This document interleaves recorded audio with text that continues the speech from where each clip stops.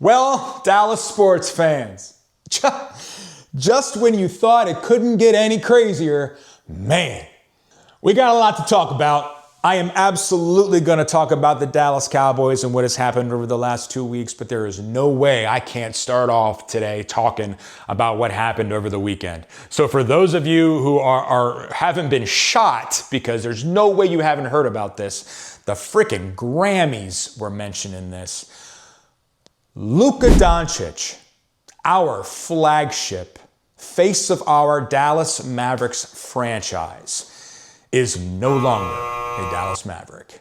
He is now an LA Laker because under the cover of night, Saturday night, Luka Doncic was traded to the Los Angeles Lakers for Anthony Davis and other stuff that doesn't even matter.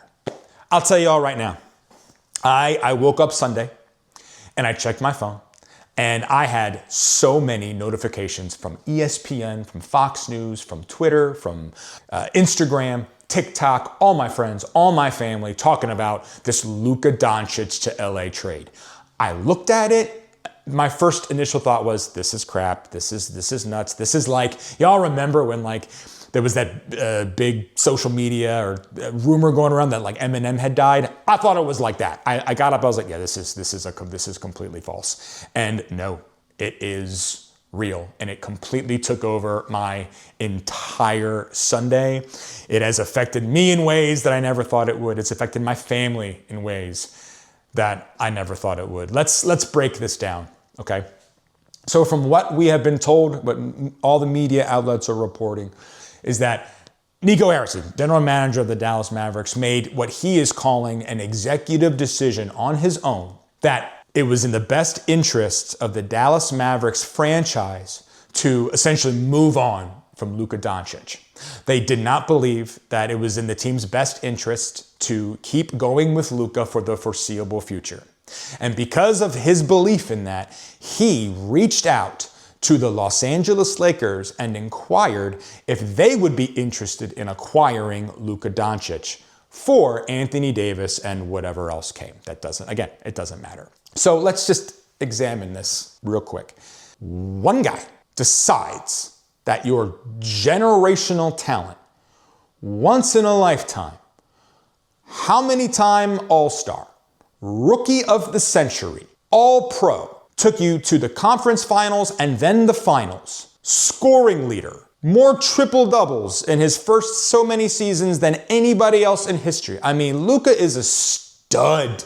Decided that he was not the guy you want to build your franchise around for the foreseeable future. And he, rather than contact the league or any other ownership group to put Luka on the market, calls one team and inquires about whether they would be interested. Something's not right with that. Everybody is swearing up and down. Every media outlet is reporting that that nobody knew. Jason Kidd didn't know. LeBron didn't know. Nobody knew. And I just don't buy it. I just don't. I mean, other than owning them, LeBron James is the LA Lakers. Not a single decision is going to happen with the LA Lakers without LeBron's input on it. So I'd refuse to believe that he didn't know. I also refuse to believe that Jason Kidd didn't know. And if you watch that press conference with Jason Kidd, he looked so uncomfortable. Like he knows how I won't even call it ridiculous just because we honestly don't know. I mean, but he knows just what an outlandish gamble this is. So Luka is going to go to the Lakers and AD is going to come to the Mavericks. And Nico came out and said that he believes that defense wins championships. He believes that the Mavericks are very close to being at the top of the Western Conference if they can fill in some defensive holes. And they, as an organization, decided that Luka's lack of defense and his lack of conditioning were the driving factors in their decision to move on from him. Now, we know Luka has had some issues in the past as far as conditioning. He'll take the off season and honestly just go be a kid. I mean, he's 25 years old. Coming from Slovenia, where he was dedicated his whole life to basketball, coming to the United States and being a kid in the off season. I'm not saying he is doing anything, he's not doing anything wrong. I'm saying, come on, man. Like, he's 25 years old. He comes out of the offseason not in the best of shape. It's been like that the last 2 years. But apparently this year, they think his lack of conditioning is what is contributing to all of his injury proneness this season.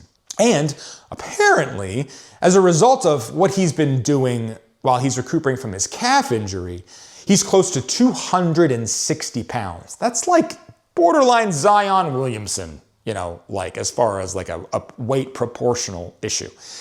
And that was the kind of the straw that broke the camel's back that inspired them to want to make this trade. So clearly, like, they were having some issues making what they wanted from Luka come to fruition.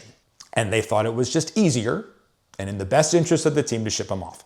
Okay, I mean, I kind of get that, but that, to me, that's more of an internal look. Like, when you have a player of that caliber like Luka, that you see what he can do in bad shape, what's missing from your organization that is going to get him engaged on the conditioning side? Like, you really think it's easier to move on from him because of his conditioning rather than questioning the conditioning programs that you have? I just don't get it. Like, it just doesn't match up. But they're bringing in Anthony Davis. Now, there's actually a lot of positives to bringing in Anthony Davis, okay? If you really are moving into a defensive, team-oriented culture, all right, Anthony Davis is the guy for you for a couple of reasons. One, he's defense all-pro, always has been, always will be. If there's one criticism of Anthony Davis, it is that his offense is kind of always secondary to his defense. That's the problem that they had in LA. They always wanted him to be scoring more and doing more.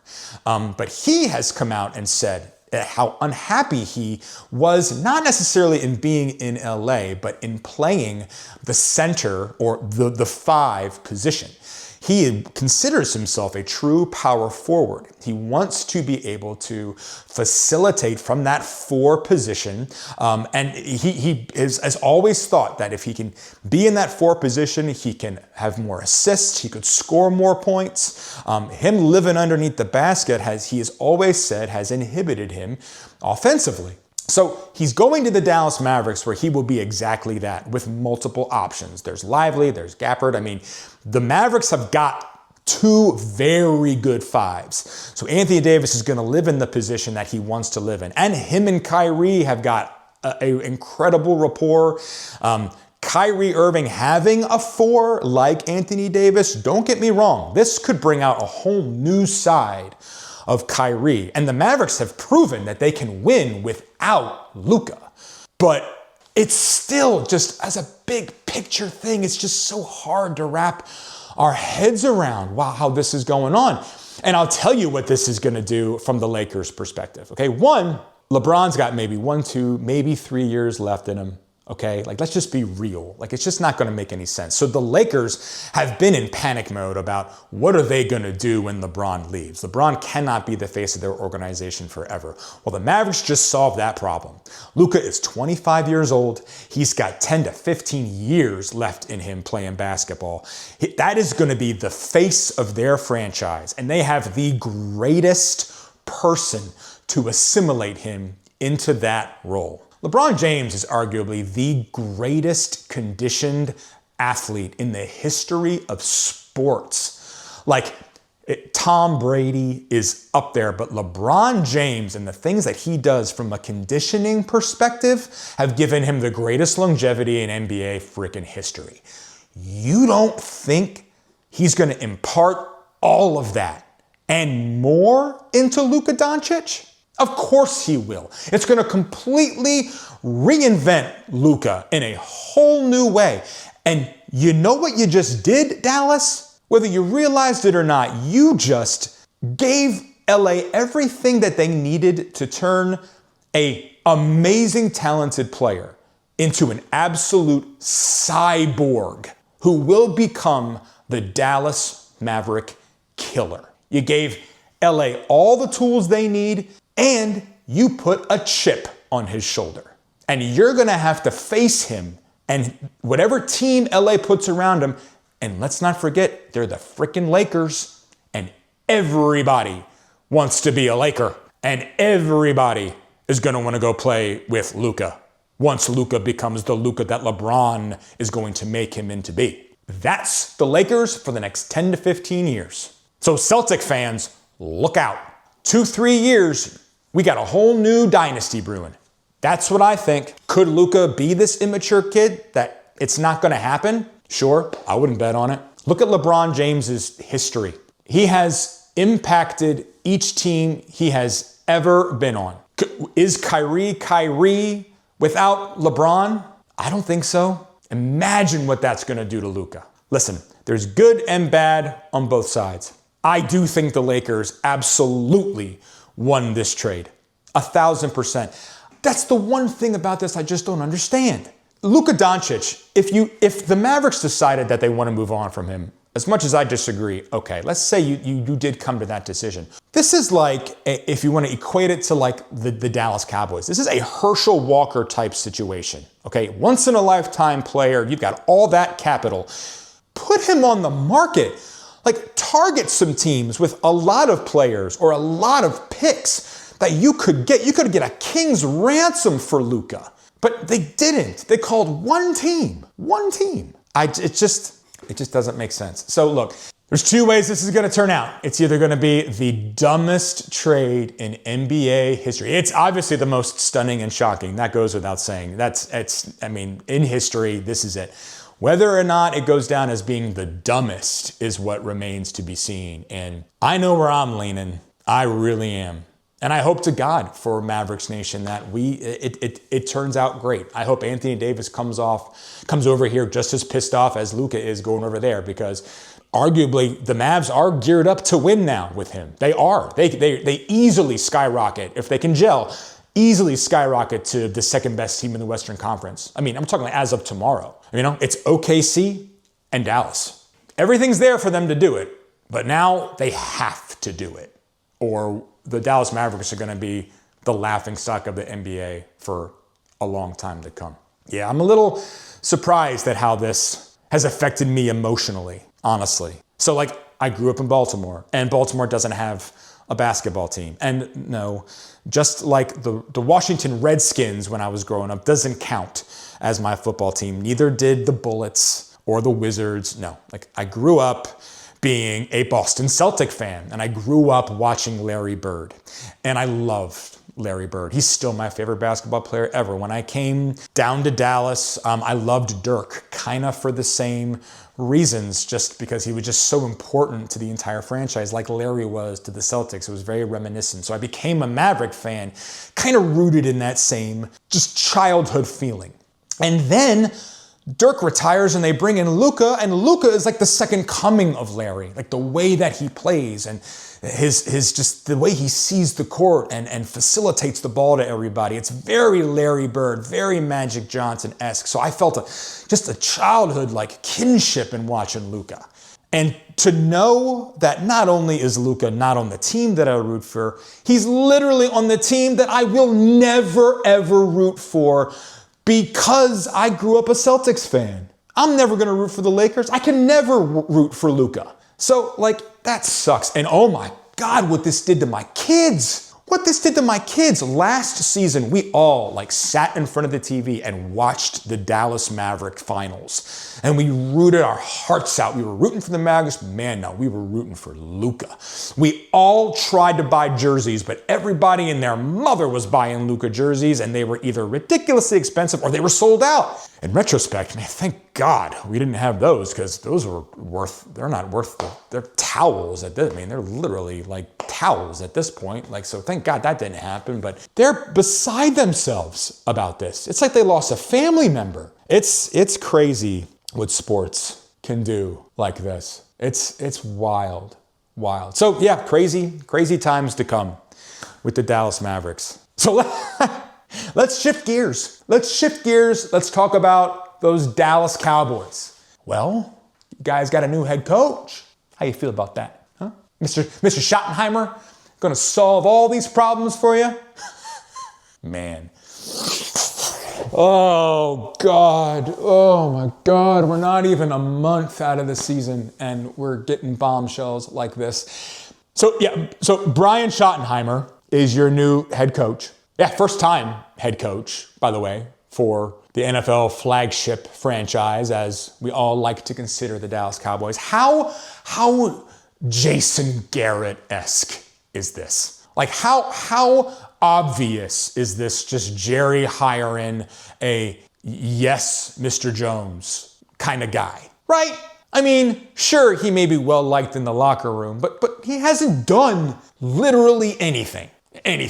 And I don't need to even talk too much about this because I know all of you guys know this. And I know you're all losing your minds. The amount of talent that was out there that Jerry could have gone for. I mean, the Mike McCarthy level of coaching that he could have had. And instead he decides to completely shift gears towards Schottenheimer. I don't get it. I don't want to get it. It's so Jerry and just so ambiguous. And even listening to Jerry try to explain why he did it makes no sense. And deep down, you gotta know he knows it doesn't make sense. But look, I'm not gonna say he won't be successful. I don't know. None of us know what kind of a head coach he is gonna be. All right? Is he living in the shadow of his dad? Of course.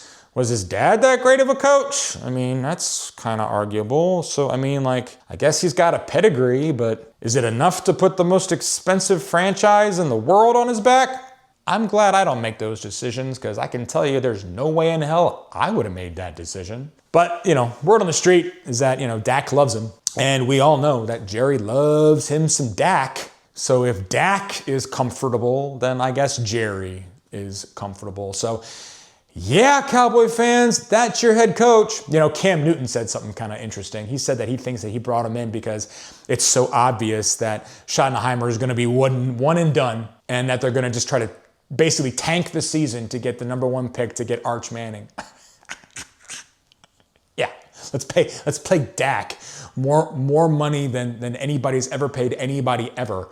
And we're gonna try to get some Texas royalty in next season. Yeah, I don't know, Cam. I don't know about all that, buddy, but wouldn't that be wild? You talk about a Jerry Jones circus. Like, oh Lord. There's a part of me that kind of wants that to happen just so we can talk about it on a weekly basis. But, So anyway, look, as I was thinking about this Dallas Cowboy move, and then I got bombarded with, this Dallas Mavericks move. Again, like, it's the common denominator for my show here is I just don't know how you Dallas sports fans do this. I don't. Let's talk about it for a quick second, okay? You had a disappointing football season. Jerry made a bunch of decisions that just drove you nuts, led nowhere, and just led to just frustration. The offseason has come, and you know damn well that Jerry is not gonna focus. He's proven it now. He's not focused on winning. He is focused on maintaining the players that he loves, that he believes his fan base loves, and giving them pretty much whatever they want, whether it's the money for Dak and CD, and he's obviously going to pay Micah ridiculous amounts. He's going to pay them whatever he needs to hold on to them because that's who he believes is going to make him money, provide financial value for the Dallas Cowboys for the foreseeable future. I don't care what anybody says. That is what Jerry cares most about. He does not care about winning. He will not make the big moves in trade or anything to focus on winning. He won't. It drives all of you Cowboy fans crazy. You get the news that he hired Schottenheimer, and you have to be just like, you know what? Screw it. Jerry's going to do Jerry shit. We're bound to have another disappointing season. Fine. We'll just, you know what? It doesn't matter because we still got Luka and we still got the Mavericks and they've got it figured out. Like, they know where they're going. They know what they got, and all they're going to do is build around Luka, and we're going to focus as a fan base. We're going to focus on those Mavericks because we went to the finals last year and things are looking promising this year if Luka can get healthy. And then you wake up on Sunday and your hearts are broken all over again, but only this time it's for the exact reason that you want Jerry Jones. Like, in that vein, you got Nico, who doesn't give a flying hell about the next 5 to 10 years. All he wants to do is win now. And he's willing to make the move of all moves to do it. So it's like, You wish the one would do what the other one did, and then you have to be unhappy with both. It's such a paradox. It is wild to live in DFW. I'm telling you guys. Well, buckle up, everybody. We've only just begun. We're going to see what happens with the Dallas Mavericks in the upcoming months. And mark my words, man, ain't nobody taking Jerry's shine. And you know the fact that everybody's talking about the Mavericks is just making Jerry want to do something. Maybe it'll do something really exciting. Like maybe Jerry will actually get involved in the free agent market for once and actually make the Cowboys viable. Wouldn't that be cool? 'Cause I'll tell you, if he ever did that, if he ever cashed in on the Dallas Cowboy name in free agency, that's all you guys need. Will he do it? We'll find out. But I don't know if you guys know this, there's a pretty big football game coming this Sunday, the Chiefs Bowl, as everybody's calling it. I'm not going to talk about that now. I'll talk about that later on this week, but Cowboy fans, Maverick fans, thanks for spending some time with me. You know I'm praying for you. Talk to y'all soon. Bye.